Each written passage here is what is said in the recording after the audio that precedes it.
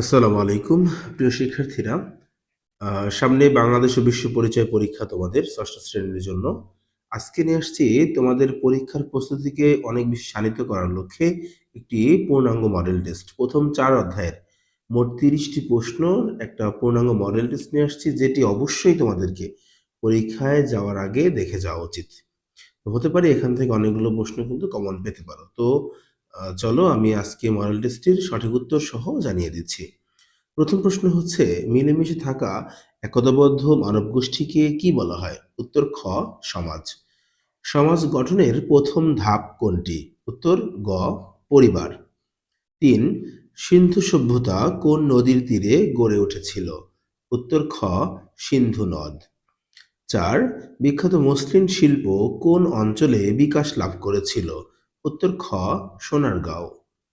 প্রশ্ন ৫, সমাজ বিকাশের ধারাকে কয়টি ভাগে ভাগ করা যায়? অপশন গ, ৬টি।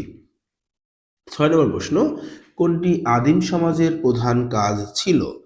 উত্তর খ, মৎস্য শিকার এবং ফলমূল সংগ্রহ। ৭ নম্বর প্রশ্ন, কৃষিকাজের উদ্ভাবক হিসেবে কাদের গণ্য করা হয়? উত্তর ঘ, মেয়েদের। ৮, ওয়ারী বটেশ্বর কোন জেলায় অবস্থিত? খ, নরসিংদী।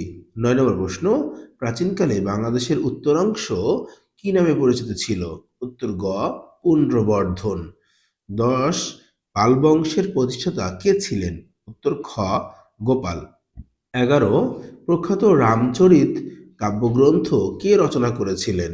উত্তর গ, সন্ধ্যাকর নন্দী।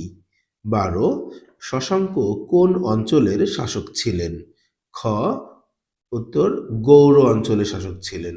১৩ নম্বর প্রশ্ন, কোন যুগে পরাজয়ের মাধ্যমে বাংলায় মুসলিম শাসনের অবসান ঘটে? অথবা প্রশ্ন এরকম ঘুরিয়ে আসতে পারে, কোন যুদ্ধে পরাজয়ের মাধ্যমে বাংলায় মুসলিম শাসনের অবসান হয়? উত্তর পলাশীর যুদ্ধ, গ। ১৪ নম্বর প্রশ্ন, ব্রিটিশ ঔপনিবেশিক শাসনকাল কোনটি? উত্তর গ, ১৭৫৭ থেকে ১৯৪৭। ১৫ নম্বর প্রশ্ন, সংস্কৃতির দৃশ্যমান উপাদান কোনটি? উত্তর গ, আসবাবপত্র।